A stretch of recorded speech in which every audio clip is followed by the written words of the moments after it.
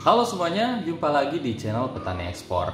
Bagaimana cara meyakinkan buyer di luar negeri, atau bagaimana cara meyakinkan pembeli kita di luar negeri agar mau membeli produk kita? Itu kan intinya. Banyak teman-teman yang tanya melalui komentar YouTube dan juga WhatsApp, juga ada di website juga. Bagaimana cara meyakinkan pembeli kita di luar negeri? Sebelum itu, ini di belakang saya ada Simplicia kunyit ya. Kita juga produksi untuk jahe merah dan juga kunyit ini sebelum jadi bubuk. Jadi ini kita lagi project untuk kirim ke India, tapi masih sampling ya. Tapi sebelumnya ini sudah dijual ke pabrik-pabrik yang ada di Jabodetabek. Seperti ini produk yang saya rintis nih, kunyit bubuk. Oke, kita lanjutkan cara meyakinkan buyer di luar negeri. Mungkin ada beberapa hal berdasarkan pengalaman yang saya alami yang harus kita lakukan untuk buyer yakin sama kita. Yang pertama, yang basic banget mungkin teman-teman juga ketahui gitu ya. Jadi yang harus kita lakukan itu yang pertama, pahami produk knowledge-nya dengan baik gitu ya.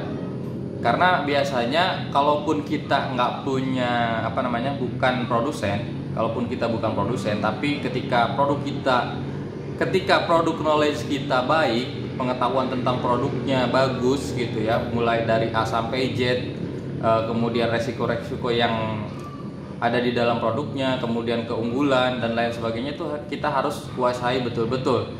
Karena ketika kita ngobrol dengan buyer, ketika kita chat-chatan dengan buyer gitu, buyer bisa mudah, oh iya berarti ini orang beneran gitu, maksudnya beneran menguasai bidang tersebut. Beda kalau misalkan kita pas bicara sama buyer agak ragu-ragu gitu, atau terlihat kurang paham terhadap produk yang kita jual gitu, itu akan membuat buyer ragu. Jadi yang pertama adalah kuasai dulu produk knowledge. Kemudian yang membantu juga untuk buyer yakin sama kita tuh biasanya kan secara visual. Jadi teman-teman kalau mau jualan itu ya kita harus banyakin update. Misalkan gini, foto dengan produk atau update lewat video yang kita bikin gitu. Nah mungkin kalau satu video si buyer akan mikir, oh ya mungkin kalau kita bukan produsen gitu ya.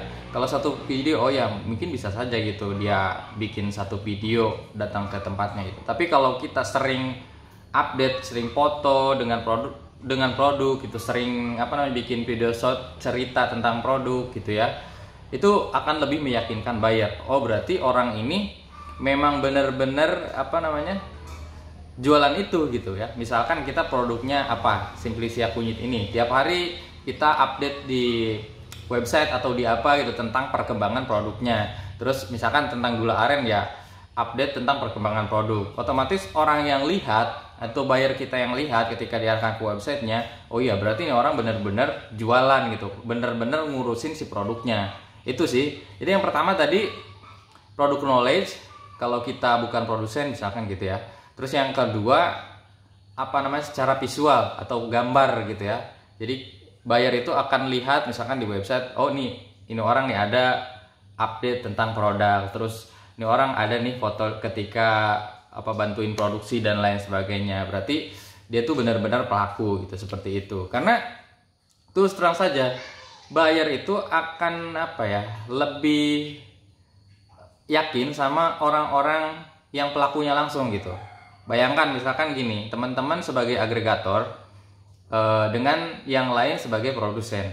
Kalau ketemu sama dua orang ini gitu, si buyer itu akan lebih memilih produsennya gitu, karena pasti dia yang menguasai secara produksi dan lain sebagainya gitu. Seperti itu. Jadi visual juga penting banget teman-teman. Dan yang ketiga, ini berdasarkan pengalaman saya aja ya. Ini mungkin tidak umum nih. Tidak umum. Jadi saya itu ketika negosiasi sama buyer, saya terus terang aja gitu. Saya ini mau bisnis, bukan mau nipu gitu. Jadi itu tuh terjadi ketika negosiasi pembayaran. Negosiasi pembayaran saya minta 50% di awal, 50% lagi setelah BL keluar gitu ya. Nah itu si buyer ini udah berapa? udah hampir tiga buyer itu yang kasusnya kayak gitu. Jadi dia tuh ragu gitu ya, dia tuh ragu sama saya. Wah, nanti ya kita juga paham juga ya kondisi mereka kan sebagai pengusaha gitu ya, takut rugi juga, takut ditipu juga gitu. Yang saya lakukan apa? Saya itu bilang ke mereka, saya kalau misalkan nipu di Indonesia, kamu bisa cari saya di sini. Ini KTP saya. Saya kasih KTP saya. Terus yang lebih ekstrim juga saya kasih paspor, nomor paspor, terus foto-foto identitas saya yang lain gitu. Jadi kalau saya nipu di Indonesia, kamu bisa cari saya gitu ya. Ini foto asli saya, ini KTP saya, mirip kan gitu ya. Jadi kamu jangan takut gitu. Kami produsen beneran, dan kamu nggak usah takut. Kalau misalkan nih barang tidak sesuai, saya bisa balikin duitnya semuanya gitu ya. Jadi money garansi gitu.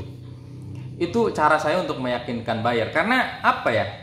Jadi kita itu cari buyer memang buat bisnis yang panjang gitu. Bukan sekali kirim sudah tutup gitu. Tapi pengennya ya jalan terus, setiap bulan ada pengiriman gitu. Dan alhamdulillah sampai sekarang meskipun kebanyakan LCL, tapi ke beberapa negara rutin setiap bulan kita kirim gitu.